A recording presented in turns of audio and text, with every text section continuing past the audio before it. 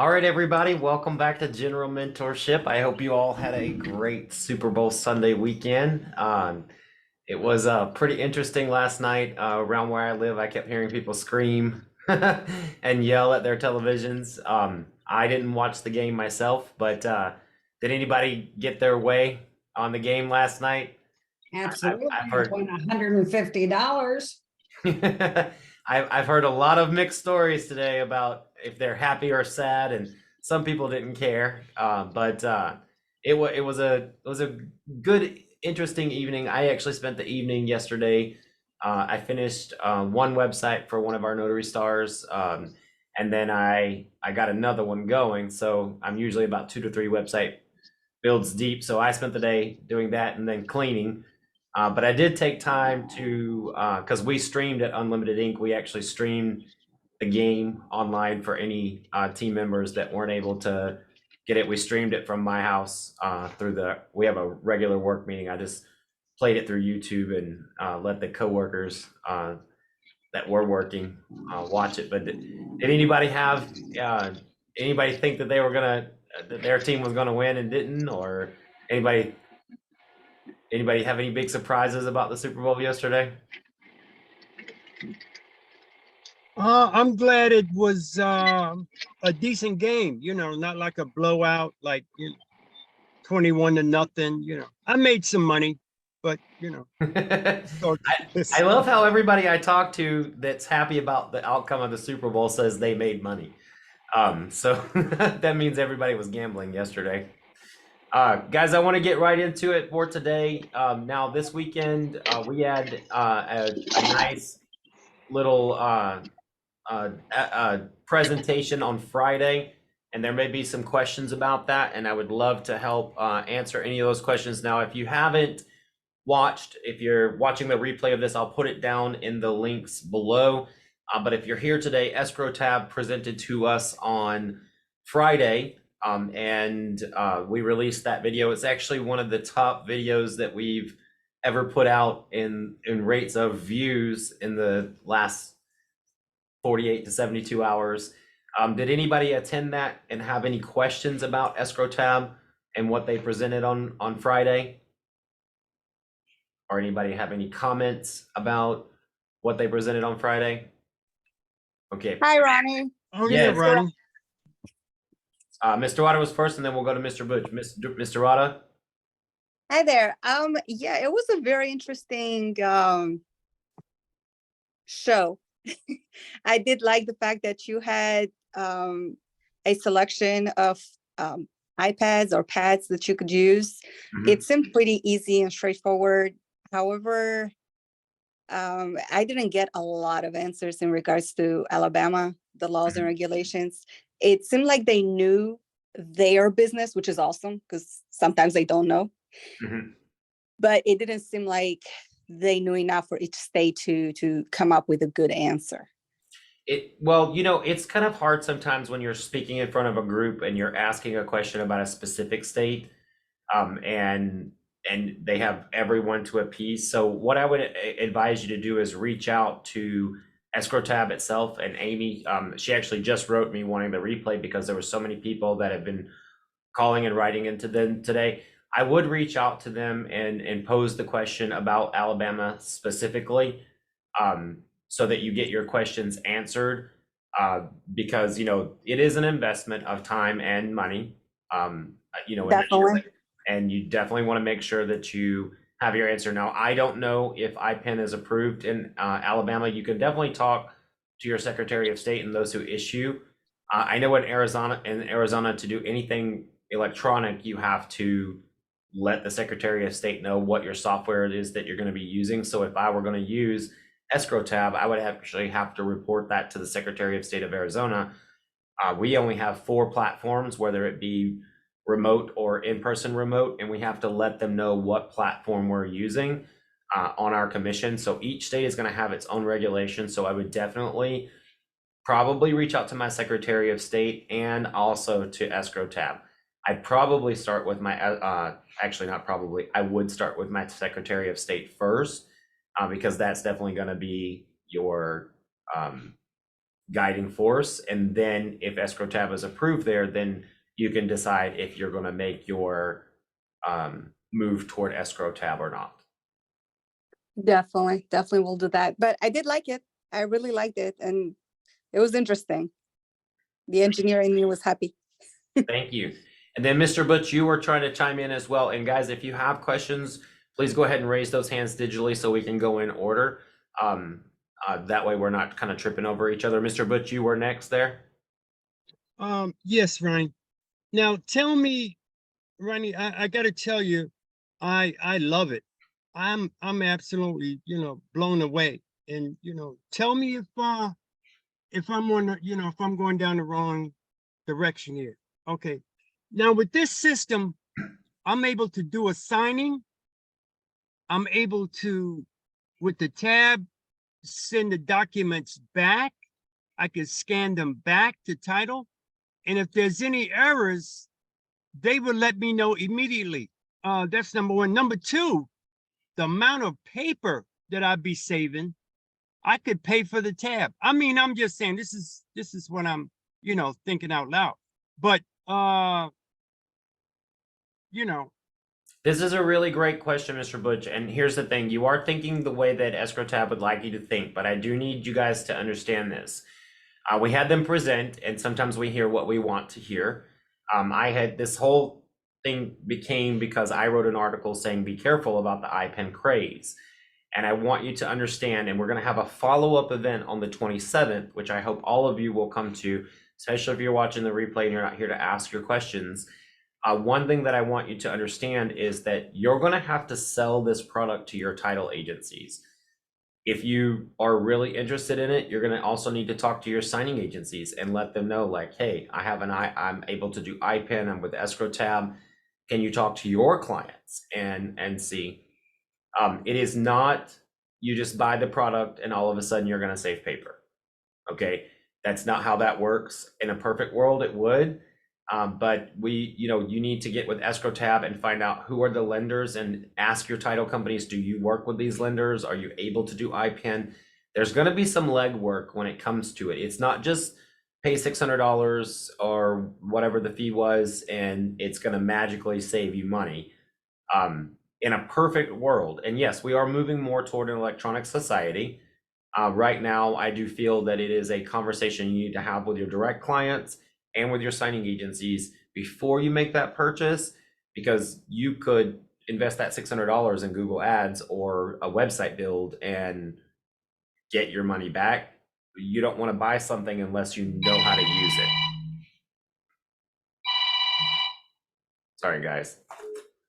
Happens every mentorship. I forget to turn these phones on silent. Did Mr. Butch, did that help you with the follow-up of the way you're thinking? Yeah, Ronnie, I'm gonna put my hand down. Okay. But evidently, Ron, it's obvious I don't see the whole landscape. I thought maybe everybody was on board.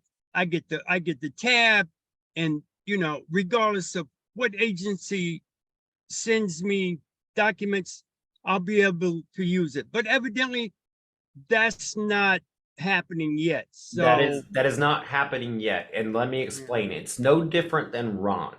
Okay. When you get a Ron platform, and I don't know if Amy Seitz is here today, but Amy has a very similar situation. She has a Ron platform. People invest in that Ron platform. Some lenders allow Ron, some don't. It seems a lot of people skipped over IPEN in some ways, but then in some places maybe not. You just want to do your due diligence before you invest your money, because you have to be the one to sell that product, which is what our follow-up event is about. And the reason that I'm so adamant about making sure we get that word out there and that I say this multiple times is because I did write the article that said, hey, be very careful about the IPEN craze going on right now. Conferences are designed to sell you things. And so I don't want people to come back and say, well, Notary Stars presented it, so it must be a great thing.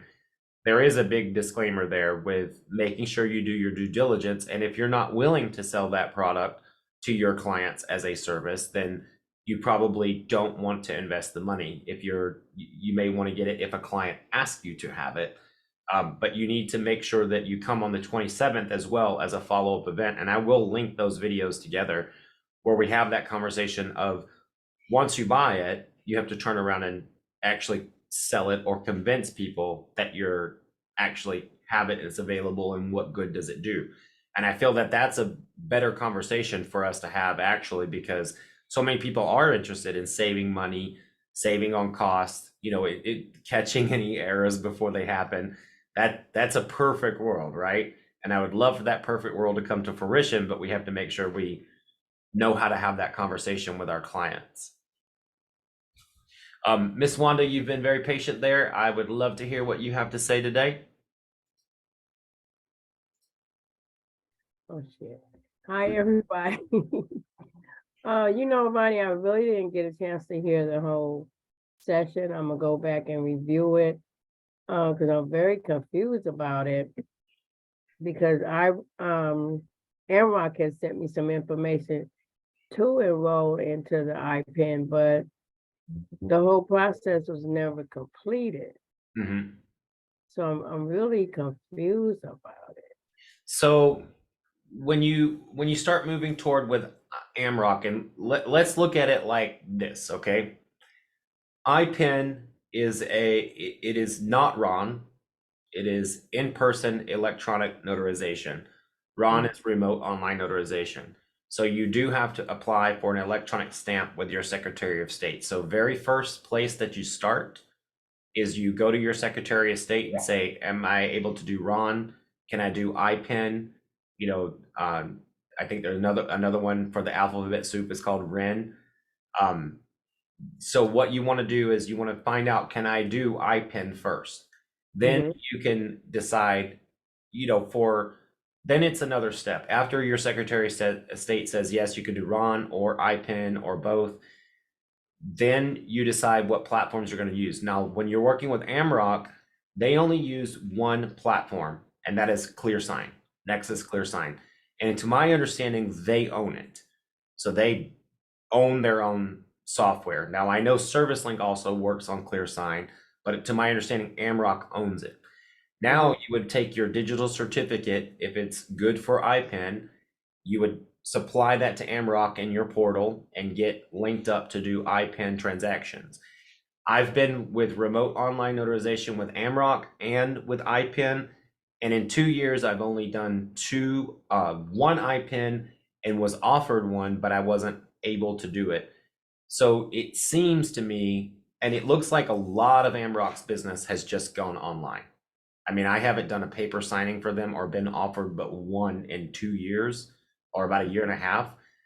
Almost all of their business that I have received, and that's the only company that I work for outside of Unlimited Ink Notary, and that's only because it's RON, because I can sit here and run a company on, you guys, I have 4 computer screens here. I can run Notary Stars, run Unlimited Ink, and take 15-20 minutes to do a closing. That's the only company I work with. I've only seen one IPEN come out, and that IPEN happened to be an emergency where RON failed. The signer had to leave their home and go to work, and they were like, can you meet her at a Starbucks and we'll upload them to ClearSign for you to do an IPEN transaction. So you have to start with your Secretary of State, find out if you can do IPEN, and then with Amrock, if they're giving it to you for free, make sure you can do IPEN. If you have another service provider out there that provides IPEN as a component, absolutely buy into that.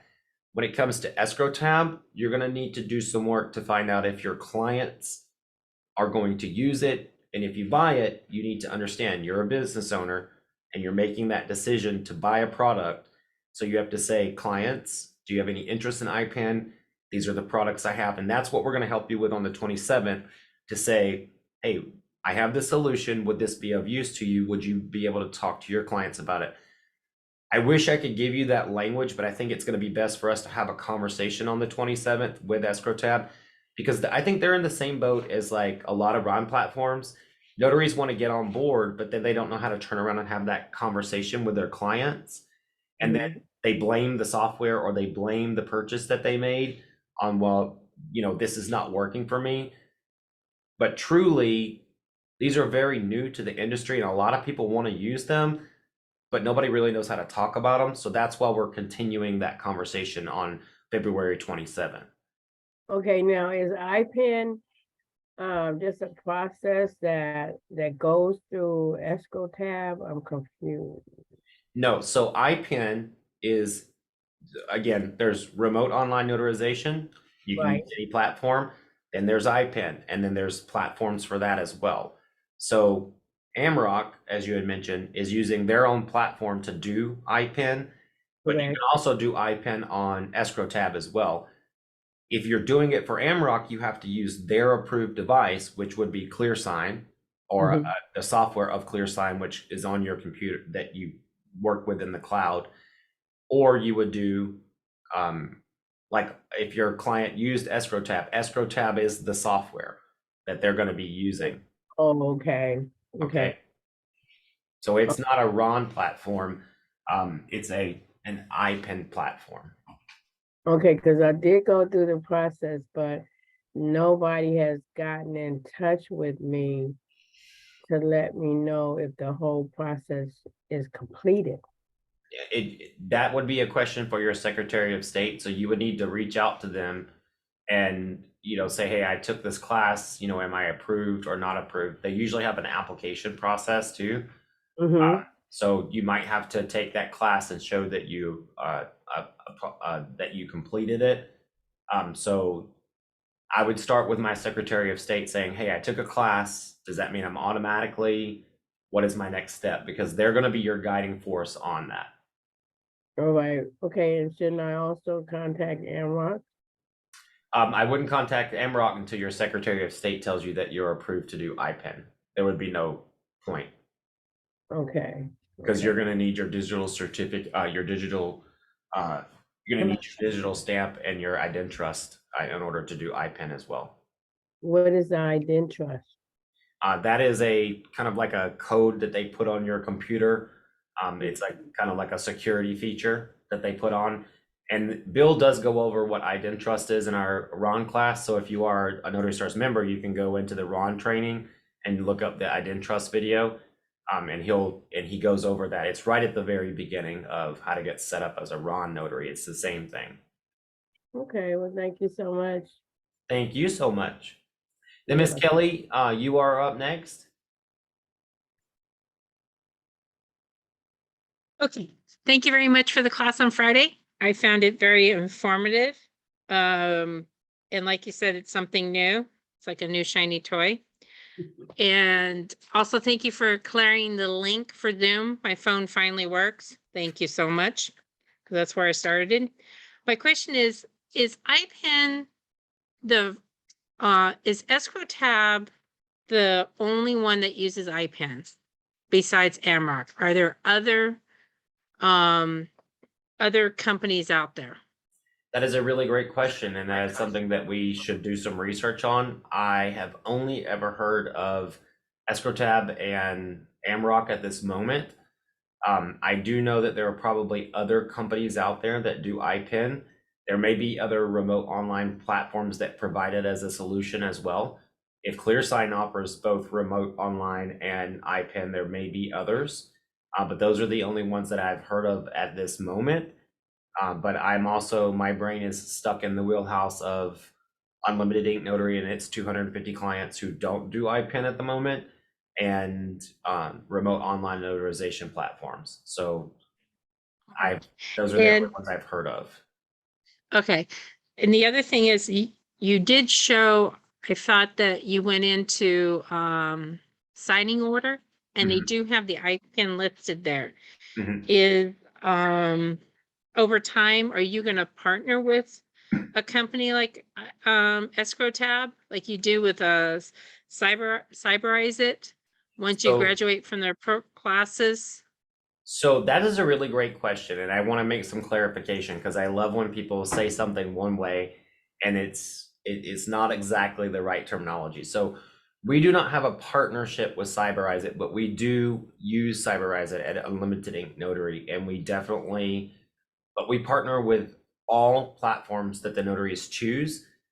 If your Secretary of State dictates what platforms you can use, if you are a Notary Star, or if you're on our sister website, Online Notaries Public, or if you're with Cyberize It, or eNotarylog, or Notarize, even though I'm not the biggest fan of Notarize because of them farming out for $5 a signing, or $15 a signing, we will work with you based on your software that you've chosen. Now, we go inside signing order and we are able to create list.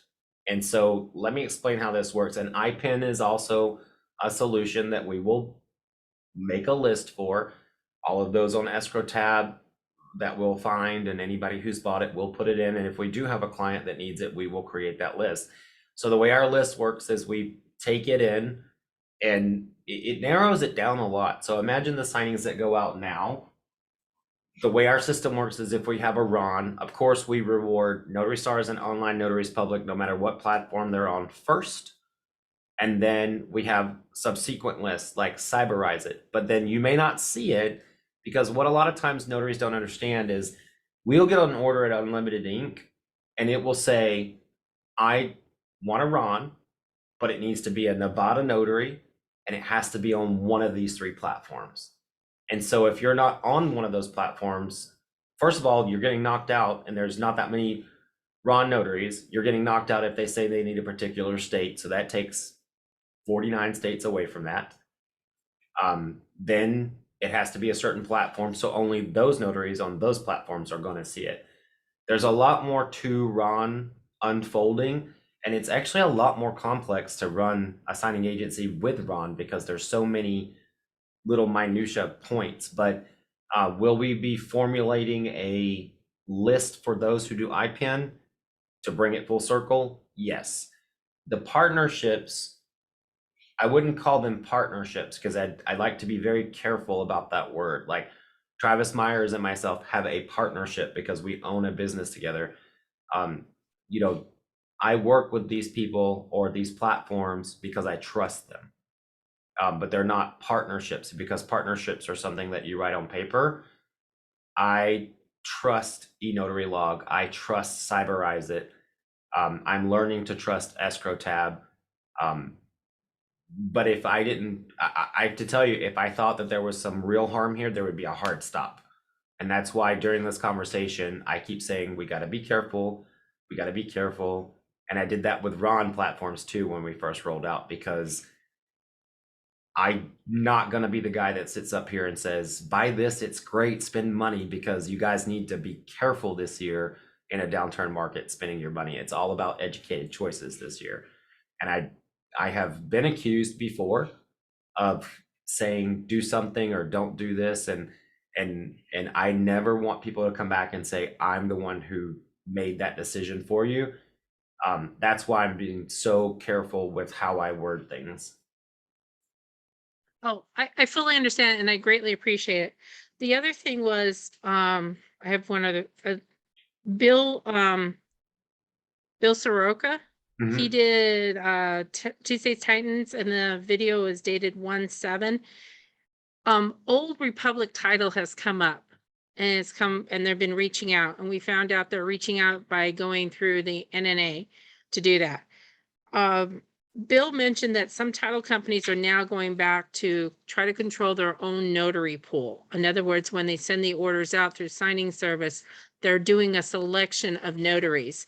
Some of us were a little concerned about that, but it is getting clarification. Have you heard anything along that route? Absolutely. Title companies are allowed to choose their own select notaries. I will tell you, at Unlimited Inc., we have been handed down list of notaries that are preferred for certain title companies when we start managing them. So when those notaries are not available, then it rolls over to other notaries. And we provide our list. Also, we provide the Notary Stars list to a lot of title companies and signing services as well. So I wouldn't say it's been going on for decades. It's just someone caught onto it and brought it up into a public meeting. Nothing is changed.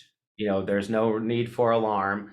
Notary list and preferred notary list have been around for at least the last 6 or 7 years. And, you know, if you guys, I wish I knew the name of that company. I tried to think of it this weekend. There's a big signing service. They've been kind of quiet lately because of the downturn, but one of the biggest signing services that's out here, they have tons of preferred notaries, and you're going to be preferred notaries for some title companies and not.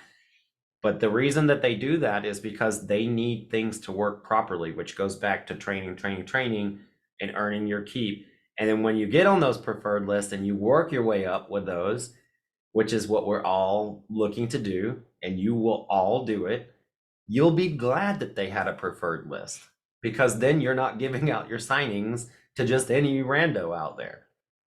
You'll have a lot more business, and then the newer guys will have to earn their keep, and they'll have to wait for you to retire to put some new people on the list. And now Old Republic maybe be doing,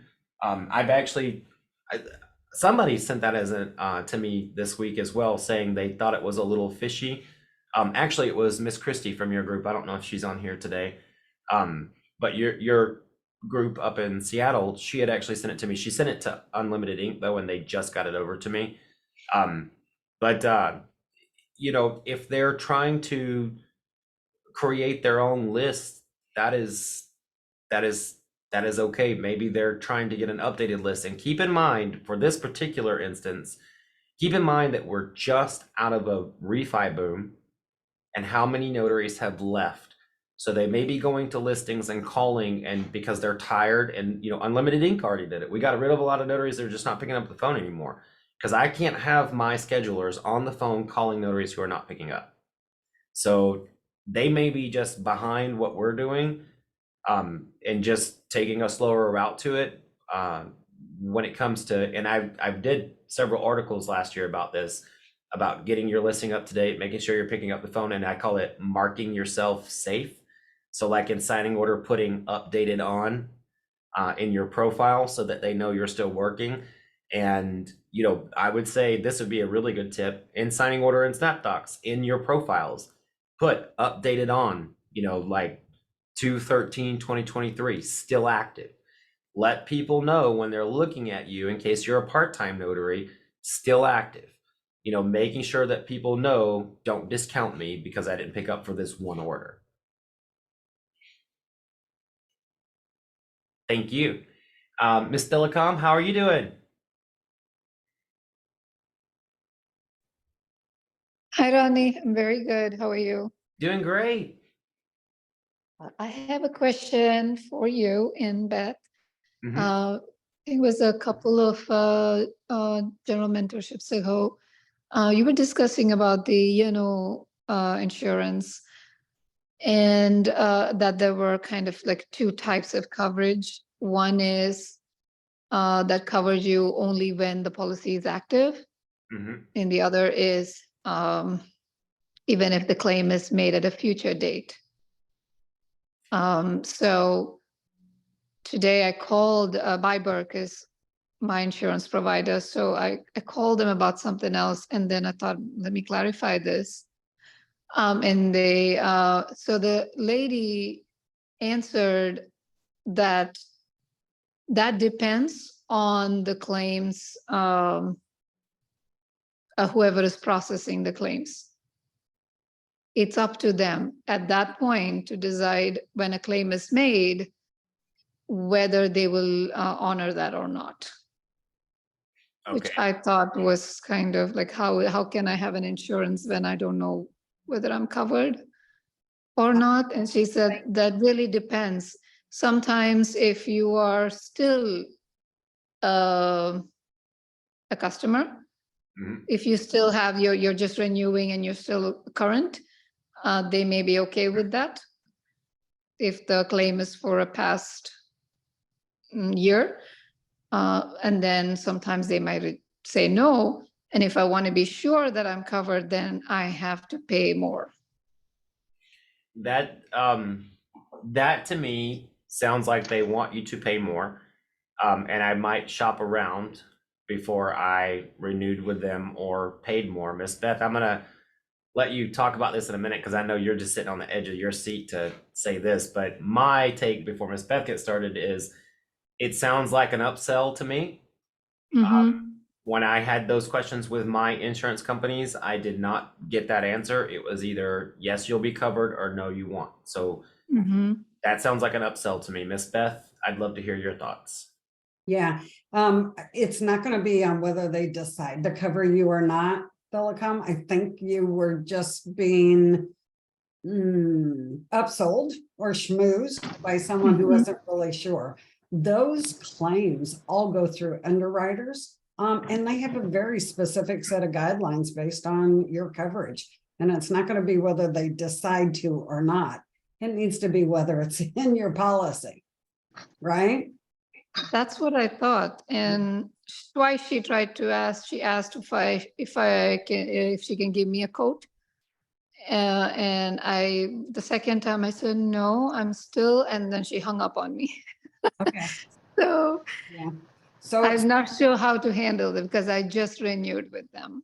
I would call back and ask to talk to a supervisor and just ask them, is my insurance coverage based on a claims made basis or an occurrence basis? And that's terminology they should understand. And if you're talking to a supervisor, they should be able to give you a clear black and white answer. It's not going to be one that says if we decide to cover you for sure. That's not Okay. going to be the And Can Ms. Telecom, you, if you don't mind yes. me asking, what insurance company is this? Are you okay to say the name? And keep in mind, this is being recorded and will be Byberg, out on replay. What was that? Byberg. Okay. Just in case anybody else is dealing with them, and having this kind of issue. Yep, that's it. Actually, Beth, if there is time, can you quickly explain what those two are per claim and per occurrence? The Oh, is that what you said? yeah, the claims made basis means Claim basis, okay. yeah, the company there, or the person that's making a claim against your insurance has to make that claim in the policy period in which it occurred. So our policies are always annual, right?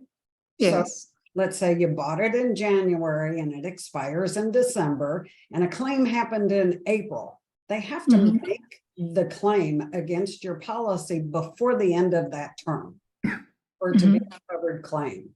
An occurrence basis means it could happen in April 2 years ago. And as long as it's that same insurance carrier, like Merchants Bonding, and they have a occurrence made basis, that means that the incident had to occur during a policy period. It couldn't be outside of the policy period. So if you didn't have coverage in April, you didn't start your policy until May, and it happened in April, they're not going to cover you for something that you had no coverage for at the time it occurred, even if they made the claim in June. Does that make sense? Yes. Okay. And that seems very reasonable because, Yes. I didn't pay for that during that time. But this was very surprising when she said they will determine that based on, it's like, what kind of an insurance is that? Yeah. It didn't seem right to me at all. So I think I'm going to try call back and hopefully get somebody else. Okay. Yeah, it sounds like an insurance company that I wouldn't want to deal with, because I'm like you, I would want to know that I am protected. What do you have other suggestions? I have had a great experience with Hiscox, and just so you know, I am not endorsing them. I get no affiliate thing. I'm not endorsing them for any reason other than I've had a great experience. And if anybody else has had a great experience with their insurance companies, please feel free to type them in.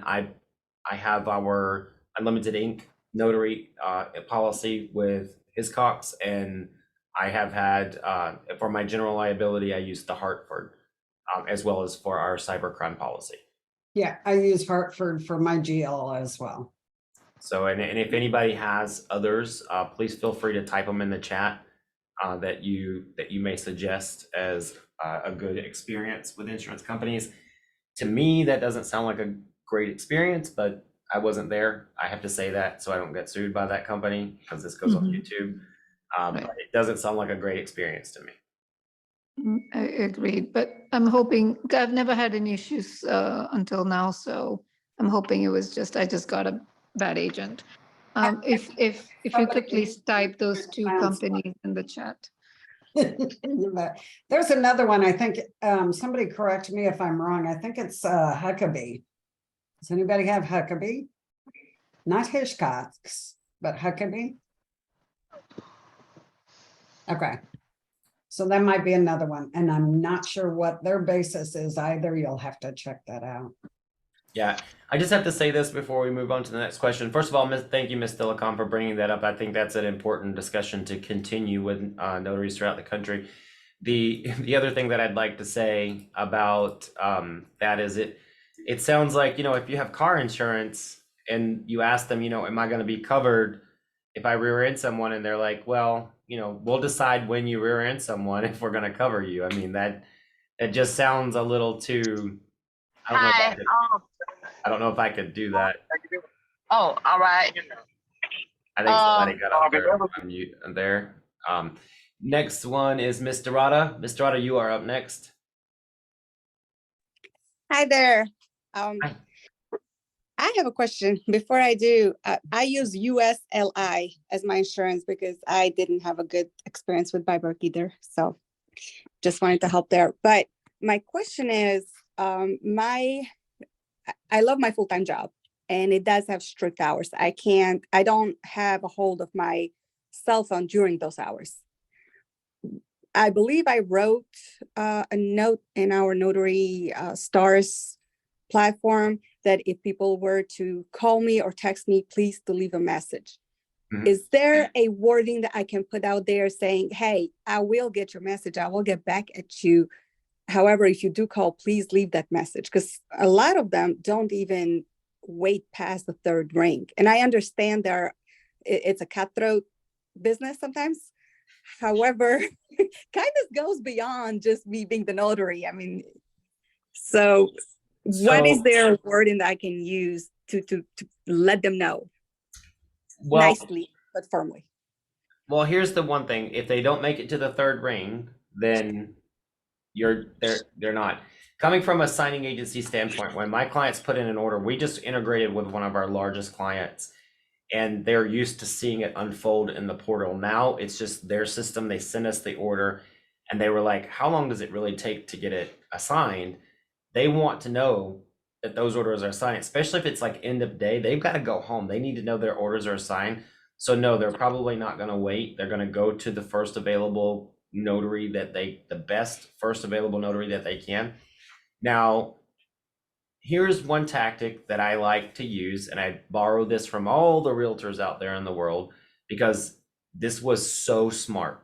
Because if you ever meet a realtor, you know, a really producing realtor out there, when you call them, most of them will have set their voicemail that morning. And what they do is say, hi, this is Ronnie Mickle. Today is 2/13/2023. I am working, and if I missed your call, if you are sure to leave a voicemail, I'll be glad to call you within the business day. I have one friend, he actually says, I dare you to put my integrity to test and leave a voicemail, because I will call you before the end of the business day or by the next business morning, whatever he's got going on that day. But I love his voicemail says, I dare you to put my integrity to the test. And it's almost like a challenge. Like, okay, I'm going to leave him a voicemail, see if he calls me back. And it never fails. He'll call me back. I have, so on my Google My Business page, I have a note saying that please leave a message. I'll get back at you within 24 hours. Is that a good? Does it say I'll get back at you, or I'll get back to you? Oh, that's a good question. Let me back see at my you word. Back at you sounds a little not proper. You may want to say I'll get back to you. Okay. I'll get back at you. That's more like me talking to my friends. I see. So back to you, right? Yeah, I'll get back to you as soon as possible. That's the more professional tone to say it. It's not that there's anything wrong with it. It's just I would speak to my buddies that way, to go out for a beer. I'll get back at you. But I'll get back to you is what I would say to a client. Where is, because I updated it this morning. I was wondering, I don't know, Google My Business is very strange lately. Yes, they've made I'll get back quite a few at updates. you. Yes, I have at you. Oh my God. All right. I will edit it. So I'll Okay. back to you, right? I'll get back to you. Okay. All right. I'll edit that. That was my question. Awesome. Thank you, Ron. Thank you. And then we have Miss Michelle Robbins up next. Love that background. It's strangely cold in Arizona today, so I'd love to be wherever your background looks like you are. Well, I'm in Florida, so it's kind of always like this. Okay, so my question is, I wanted to ask Beth, like, I know you have your insurance through Hartford, but is that for everything? Is that like,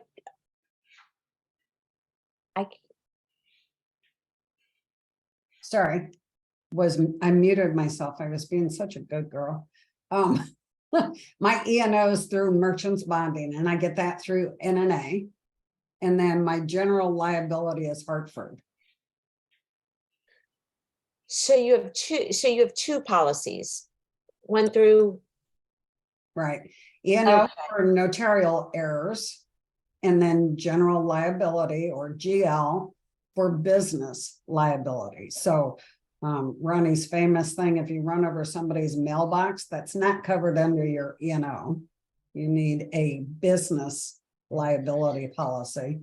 so is, you know how everyone's been talking about how, just covers your notarial certificate, so does the general liability cover the just your loan signing responsibilities? Well, it would. I can't think of anything that you could be sued for just in signing agent responsibilities offhand, but because that's a business service for you, that's covered under your general liability. If you make a notarial error, you forget to stamp a certificate and it delays a closing, and it costs somebody on their $4 million refinance, it costs them $5,000. It would cover a lawsuit for that, your E&O. Anything else that isn't a notarial error would be covered under your general liability. I don't know. Yeah, that was, okay, because that I wanted to keep that as well. You know what I'm saying? In addition to, I was thinking along those lines. So thank you. I just wanted clarification on that. You bet. And also, I was just curious because a while back when I was discussing this with you guys, I still have yet to find a company that offers occurrence made, I can't say it, insurance as opposed to claims. You know what I'm saying? Everything I've researched, I can only find the claim made basis policy. Yeah, merchants bonding is the one that I use because they have the coverage that lasts for as long as Right, you but that's only up to 100,000, right? It's up to 100,000 through NNA. You can call merchants bonding direct and have them issue a higher policy. Oh, okay. And it may be dependent upon state. And I know California notaries have a much harder time finding a like $1 million policy versus in Arizona. It could be by state too, and it may be harder to find in your state as well. So it's Florida. The way that I look at it is you guys have a large population, more chances for error, more reasons to be sued, more people on the street kind of thing. So it may be harder. California, it was really hard. By the time I left California, I was paying $1,800 a year for $1 million policy, which is really expensive. In Arizona, I pay $45 a month, and that's for an entire signing agency. So it depends on what you're looking for, but you want to shop for the best that would suit your business. You might want to do a little Google search for a company called nextinsurance.com. And that might give you a broader perspective and maybe some additional companies that can help you. And then Ms. Michelle, do you mind, are you done with asking questions? Because if you are, before we go down to any more questions, I just want to kind of run down insurance needs for notaries really quick. So guys, we have about 15 minutes. Miss Susan Burgo will be up next. If you have a question that you'd like to get in today, please know this is a safe place to ask questions about anything going on in the industry. But just a quick rundown on insurances that I personally have. And again, I'm not trying to get you to buy anything, but I'll run down them. Number one, as a signing agent, I have my signing, working for signing services. I have the NNA insurance. You can have more than one. I have NNA insurance to the maximum, but then as a signing agency or when I'm working direct, I have $1 million policy that I bought from Hiscox. The reason that I have two different ones is because when I work for signing agencies, they have $1 million policy covering me. So they don't need $1 million policy for me. They should have $1 million policy covering everyone that works with them. If I ever got in trouble with a signing agency, they'd be getting that one. Now, when I work direct, that's usually how you get in the door. You have to have $1 million policy. Most title companies are going to require, if you want to work direct with them, that you'll have that $1 million policy. The next thing that I would say is you need to have general liability insurance. First of all, you need car insurance because you're driving around, unless you happen to live in New York, center, then you don't have to use a car. But you need general liability insurance. This is if you knock over something in someone's house, you, God forbid, step on someone's foot and break it, or you back up over a tricycle and you have to replace it, or you back into someone's motorcycle or something where they could come after you. It's general liability. The fifth insurance that I am suggesting that notaries get, if you are operating in the electronic world, I would highly recommend talking to your general liability provider and considering getting cyber crime insurance. Now, I know Amy's on the call today from Cyberize It. She may not feel the need to have that, but it makes me feel better. It is not required by title agencies, but I will tell you that when we present our company package, we do explain it to title companies, and they're like, oh, wow, that's really great. It is a selling point once you know how to have that conversation with your title companies and with their clients that are going to be using you as a direct notary or a signing service. And you'll sleep a lot better at night knowing that if your computer was ever broken into or any of that information was compromised, that they're not going to sue you. Let's just say that if something happens, you're protected. And let's face it, in the digital world, there's a lot of crime out there. So cyber crime coverage is another piece that if you have that ability to afford it and you are operating in the RON sector, I would highly recommend that you get that. Miss Susan, you are up next for a question. Hi, everyone. I was wondering if anyone had an incident in the last 2 weeks with eNotarylog, receiving emails stating that their membership is canceled. I received an email last week saying that my membership is canceled. They're sorry to see me go. And then I received a subsequent email from Len Suma, who presented here at Notary Stars, saying that my membership was being deactivated because I wasn't using eNotarylog. But if I wanted to sign up for $59 a month, I could. And I called him, and he said that it's just a decision that they made and that I could re-sign up for $59. And I said, well, if I'm not using it for free, when you presented to Notary Stars, you said that we would be grandfathered in and our rates wouldn't be raised. And he said, well, maybe I can ask the higher ups. And he told me that he would get back to me that day before the end of business. This was on Monday. He didn't call all week. When I called originally on Monday, he answered the phone. When I called back on Friday, I got automatically put into a automated queue and I couldn't reach him. I did leave a message that I wanted to call back. And then, Miss Susan, I you just know, want this, to let you know, I just happened to get this email about 2 minutes before class started. He is no longer with eNotarylog, so that may be Oh. why he didn't call you back. But I do want to find out from anybody out there. I've been watching the chat while you're talking. If anybody else received that email, I'm looking at the chat, and also you're more than welcome to come off mute if you received it as well.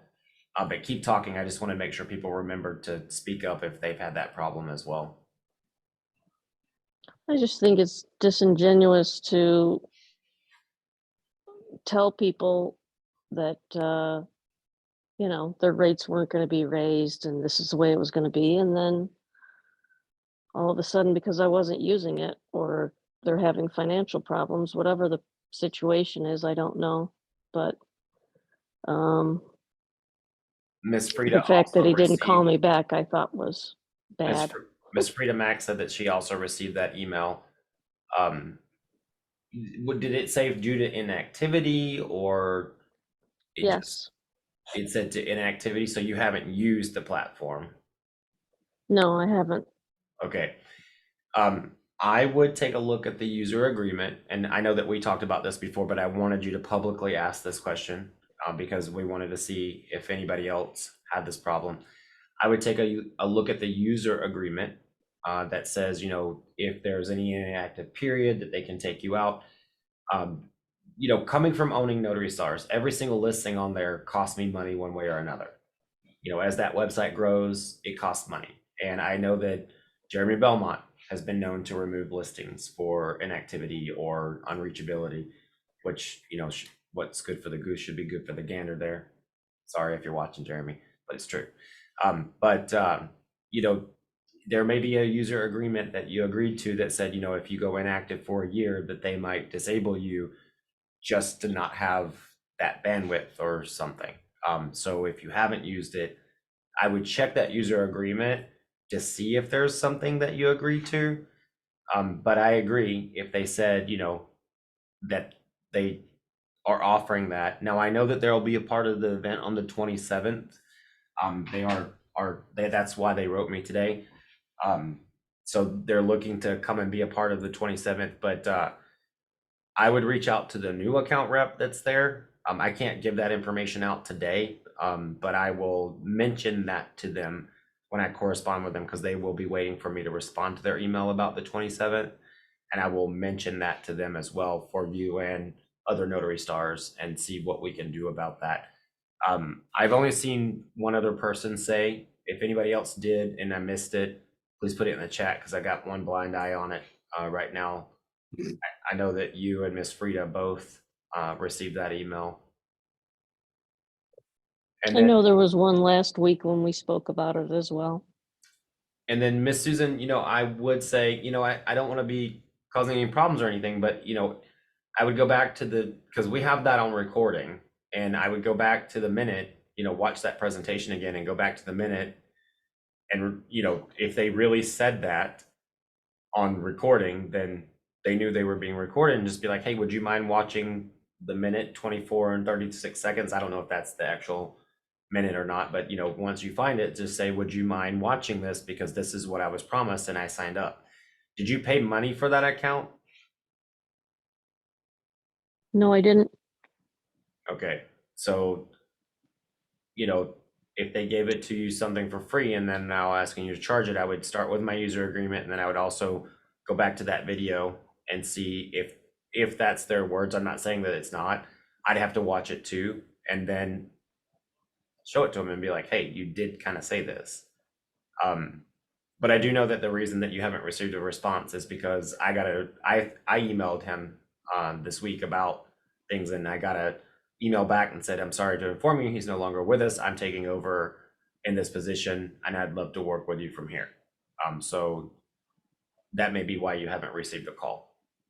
Okay, thank you. Thank you. And if you'll help me watch that video again, I'll help get that video over to the right person where they said that. I don't mind. Because we do kind of have to honor our word in this world, you know, unless there's an agreement, though, that if there's an agreement when you sign up and it says for any amount of inactivity, you know, that's the thing. I have an agreement with Notaries at Unlimited Inc. I have an agreement with Notaries at Notary Stars, and I use my agreement when I need to use the agreement. That's why we should always read the agreements when we sign up for anything. Not saying that you didn't, but with all the agreements we have to read, it's hard to keep them all straight as well. Okay, thank you. Thank you. Now, guys, we have about 5 minutes left. I want to just let you know, if you have a question out there about anything in the notary industry, we can probably get it answered in the next few minutes. I would love to hear from you. We will stay a little over if we need to. Miss Michelle, you will be our next question. Okay. Do you hear me? Yep, I can hear you. Okay. Quick. Well, I don't know if it's a quick question, but I'll try to be quick. So I was called to do a notarization for structured settlement, and there was on part of the app, it was like an application just to start it. And I've never done that. I don't think I've ever done one before. So I just wanted to know if it's okay to write in the answers that the person, you know, to help, they're asking them questions, you're helping, and you're just writing it in, but then they're signing it, and there was a jurat on the end of it. So I didn't know how I felt about me being the person writing in the information. I will go on this and then let Miss Beth follow. I was guilty in the past of filling in information for signers because I wanted to speed up signings. That was why I did it. And I stopped doing it when I realized that, especially, you know, my mom told me this story, and I have to share this story. You know, my mom's like coworker when she was working at a department store when she was younger stole a $10,000 necklace by signing my mom's name for it, and they called in a forensic handwriting analysis. And the only reason my mom didn't go to jail or prison over a $10,000 necklace is because my mom's left-handed and the woman who signed for it was right-handed, and right-handed people pull their pen or pencil and left-handed people push their pencil, and they could tell by the way that it slanted that that wasn't the right signature, and then they traced it back. I started thinking about this, you know, when you're filling out contracts or applications, you know, even if they tell you that's what's supposed to go in there, or even if they have bad handwriting, you have to think about it. You know, some of these things that we're doing are tens of thousands of dollars, if not hundreds of thousands of dollars, in some cases, millions of dollars. I don't want to do anything to put as the bigger I got as a signing agent, the more worry I started having. So is it okay? There would be people who contest me on that, but right now I have too great of a life to mess it up. So no, I don't do it. I totally agree with Ronnie. Oh man, I knew I shouldn't. I was like, anyway, go ahead. This conversation earlier today in class about we were looking at a HECM, a reverse mortgage, and we were talking about times where we're dealing with that older demographics, and sometimes those people have physical limitations or disabilities or huge amounts of arthritis in their hands, and it's just a really difficult situation to get through a package. And the question was, can we let the family member fill in the dates for them, or can the notary fill in the dates? My knee-jerk reaction to that is no. But if they're really struggling, I will go through proper channels, and I will make documentation up the yin yang just to protect myself. In other words, if it comes through a signing service or a title company, I'm going to call them and say, here's the deal. He can sign, it's kind of a squiggle dot dash, and we know that's okay for a signature, but he just is not going to be able to manage a legible date. Can his daughter date the documents for him? They might say yes, but you need to witness it. Or they might say no, the notary should go ahead and fill in the dates for him. Regardless of that, I'm going to make a notation in my journal, because in 3 years, someone's going to question, how come his handwriting was so bad, yet his dates were so nice and neat and legible, right? It's going to be in I my mean, her journal. handwriting was fine. It was just taking her a long time. And I don't know why I agreed to do it. So I helped her write in all the answers to the questions.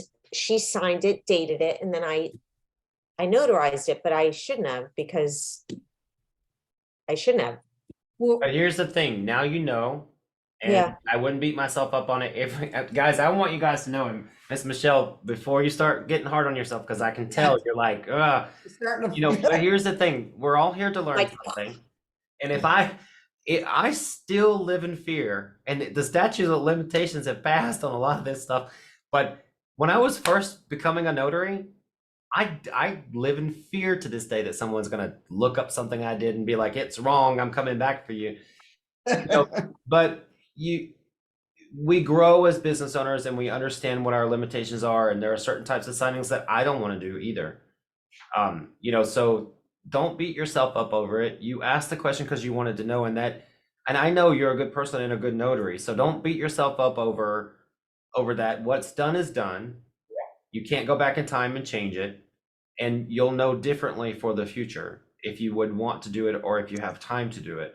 I wouldn't beat myself up over it right now, because I could see your face going, you know, and you know, I don't want you to beat yourself up over it, because that's why you came here today, because you Right. got that question so you could learn. You're just about to grow as a business owner. You're not being thrown under a bus. You shouldn't be embarrassed. This is going to help some other notary. It's going to help you, you know, but I don't want you to have that flustered feeling. I would take a deep breath and be like, well, now I know. And listen, it's a one-time deal. Likely nothing will come of it. So just kick it under the carpet, learn from it, and move on, right? And I guess just notate it in my journal. I would definitely go back and make a note in your journal that you had her authorization to do that for her. Whether you really did or not, she obviously was seeing you write in the answer, so. No, yeah. Okay. I And do then- have one question on that. I have a question. Miss Beth, you know, we live in a day and age now with cell phones, and we have tripods that are pretty easy to fold up and put into a purse, or a notary bag. In the event that we needed to help someone fill out documentation and they were going to sign it, could we film it with their permission? As long as we told them that they're being filmed and we said, you listen, I'm going to help you fill this out, but I'm going to record it for my protection. Are you okay with that? Are we allowed to do that, as long as we're not recording any financial or private information?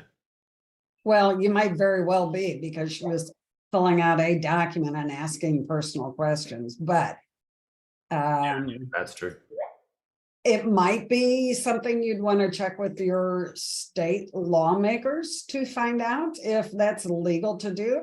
You know what? Everybody's pulling out their cell phones nowadays and recording everything. So in my mind, if you had their permission to do that, There may be a disclaimer that, you know, well, here's the thing, the phones are not secure and there's financial information being spoken. So I would say don't do that at this moment, but maybe that's something we can look at. And you're right, Miss Beth, about looking at every state law, because every state law is different about filming as well. Yeah.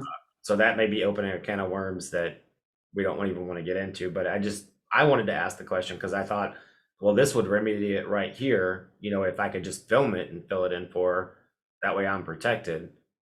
Well, you would think because of Ron and everything that we would be able to videotape it, but those are over secure connections and they're in a document vault. That video can't be accessed by anybody but the signer or the notary or the courts with a court order, right? So, Right. Whereas our cell phones, we probably think we have privacy, but on the cloud, they're probably, people are probably going through our weekend photos from the Super Bowl right now and we don't even know it. yeah, They're exactly. just really quiet about it. Ms. Michelle, thank you for that question, though. I think that was a very valuable question. And, you know, I I know you'll wind up doing the right thing for you and your business. Thank you. All right, we have 2 more hands raised, and then we're gonna call time. The next one is coming up from JF Clifton. Ms. Clifton, if you are ready. Hello, everyone. My name is Jacqueline Clinton. I'm not sure if you were talking to me or not. I think that's what I have on my Yep. Yes. thing. Okay. I was reading the Hello, email everyone. address, but it's really small. Oh, no problem. Good evening. This is my first time ever speaking on this platform. I think it might be my second time even being on here, but thank you for the opportunity. I wanted to speak a little. I'm from Texas and I'm with Notary on the Move. I wanted to speak a little bit about what the young lady was talking about just a few minutes ago. I'm not sure if it's the same thing, but I know in the state laws here in Texas, we do have a law that's in our laws that say that if it's a borrower or even a customer that cannot sign their name physically, meaning they have a handicap as far as their hands are concerned, that you can sign for them, that the notary can sign for them, as long as the customer is able to acknowledge and say that with their permission, they have the right to do that. Once that is done, then you take that particular law that's stated in the Texas guidelines and you write that verbiage up under the signature line. Yes, that's called signature by proxy. Not every state has that, and that does not apply to document information. Right. It doesn't apply to filling out information for the customer, correct? I was just saying it applies to as for signing a signature for the customer. Yes. Yeah. Yeah. So there's signature by mark in a few states, there's signature by proxy, and depending on what state you're in, Texas for sure has that. You can use that for signatures. Some states go as far as saying that they have to be physically unable to sign their own name to do that. So some states just say, hey, if they don't want to sign their name, they can give that proxy to somebody else. Some states are pretty lax. Yeah. Ms. Clinton, did you have any other statements or questions that you wanted to make today? No, but with me, with that particular information, I only do it if the customer is not able to sign at all, meaning that they have a handicap or have a hard time signing. Otherwise, just because they don't want to sign, if you don't want to sign, then you don't want to sign. But I'm not gonna take that responsibility on that part. Yeah. Thank you for bringing that up today. And I just wanted to say, since you said this is your first time speaking with us, welcome and come back and join us anytime. We love when you guys come back. Thank you. I appreciate it. That'll be Ronnie. He'll go break his hand and he'll call you and say, can you come notarize and sign my name for me? And let's don't even put that out in the world. I just got over a broken foot. I know that's right. Thank you guys. I appreciate it. Thank you. Miss Melissa, you are up next. Yes, I was going back to signing for them. Maybe you could just record the beginning saying that they agree in that, and some kind of maybe reference the loan number or something, but not record the whole signing, just that part that she gives you consent to fill out the forms, maybe. That's an idea. Yeah. But then again, we have to, I always think like, what would I do if I was an attorney, which I should have been, because I would shred people up on the stand. I would say, yeah, they recorded that and then they filled in what they wanted to, and then, sign my client's name or what have you. There's always that possibility of the one time. It's not, is it going to happen every time that you're going to get sued? No, but it only takes one time to ruin a business. And that's what I have to think about, owning, this is my second multi-million-dollar company. And I will tell you, the more money you make, and when people find out you have $1 million policy and all these things, if I had a nickel for every time somebody threatened to sue me, just a nickel, I could close the business and just go into the business of getting threats of being sued. Like, you know, More problems. yeah, right. More money, more problems. I've had everything in this business. I've had everything from notaries to clients to signers to everyone threaten to sue when things don't go their way or they don't get what they want or what have you. And you know, how many of those have actually developed into a lawsuit? 0. But it only takes one, you know, lawsuit to bankrupt a company, and at a smaller level of a signing agent, you're just out of business. You know, if something goes wrong and your insurance doesn't cover it. So it's always best to err on the side of caution. You know, that's why we preach so much caution, is to just err on the side of it. But it is moving in the right direction, and maybe one day something like that will be available for us. But I saying it like this because I don't want people to go out and start saying, I learned on Notary Stars, I can just record this.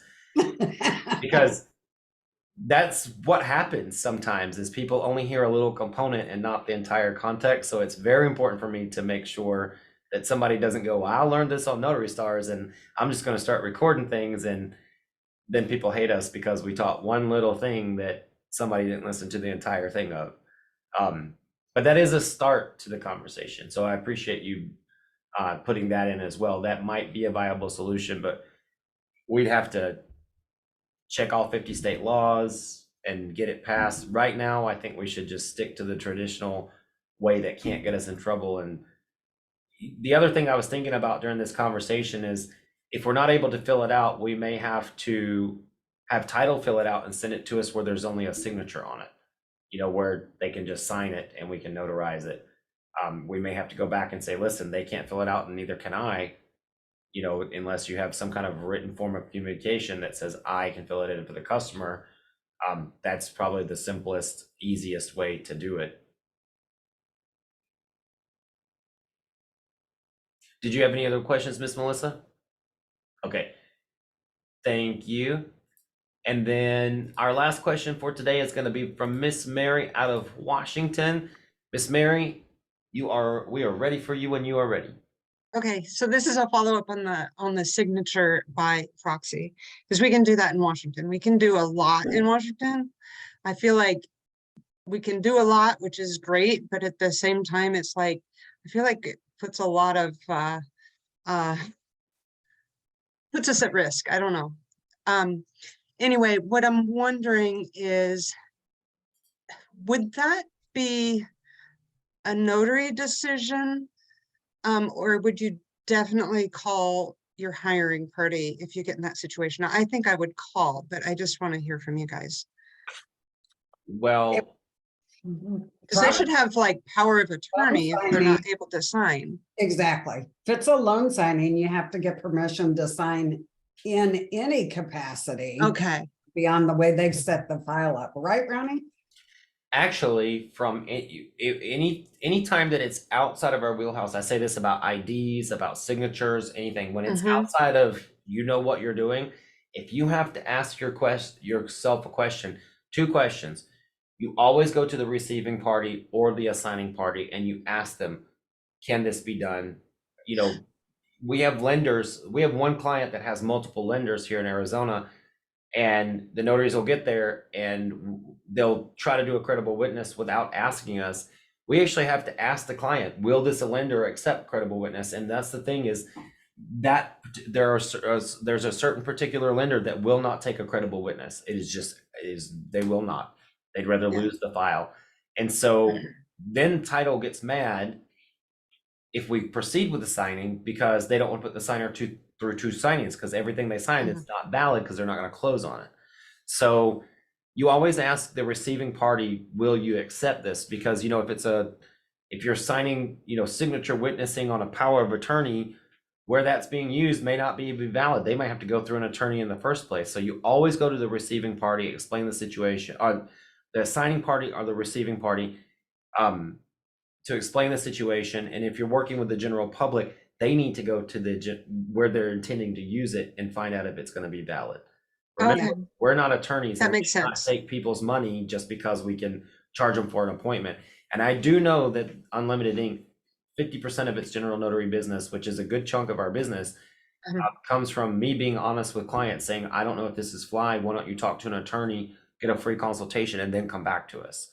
And people love that. They're like, I can trust you because, and we've had some that say it wouldn't work that way, but the attorney said this, and I'm going to do it this way, but I'm going to use you. You build up a great following over a decade that way. You know, making sure that you don't push someone to charge them just because you can charge them. Yeah. Okay, thank you so much. I'd be rich right now if I did that. I'd be so rich. You'd be in the Bahamas. And I wouldn't But be you wouldn't- rich, rich, But but you wouldn't sleep at night. I wouldn't be rich, rich, but this chair would have a little bit more cushion on it. I could afford the padding that's supposed to go between the fabric and the chair. All right, guys, it's been my pleasure to be here with you today. If you had a question and you are a little bit shy, you can email us at help@notarystars.com and get that question to us. That'll go to myself, Beth, Travis, everybody that's in the back end team. We're here to answer questions for you. I hope that you had a wonderful Super Bowl Sunday weekend. I hope for those of you that won money, that you spend it wisely, because gambling money never stays in our hand too long anyway. And if you lost money, I hope you get 20 signings this week to replace it. So have a wonderful day, guys. If you don't mind turning on your camera, let's give it our little signature wave. I know this time of day, there may be people in cars, you know, driving around and everything, but if you don't mind just turning on and giving our little wave, wave to yourself, wave to those future notaries that are going to watch it, wave to those who missed it. Miss Beth, how do we say it? Oh, just remember, guys, we're all in the same storm, but we're not all in the same boat. Some of us have yachts, some of us have canoes, and some of us are just kind of dog paddling. So just remember, always be kind whenever you can. Reach back and grab the hand of that notary next to you or behind you and bring them along on your journey. Thanks, guys. Bye, everybody. Have a wonderful day. See you next week.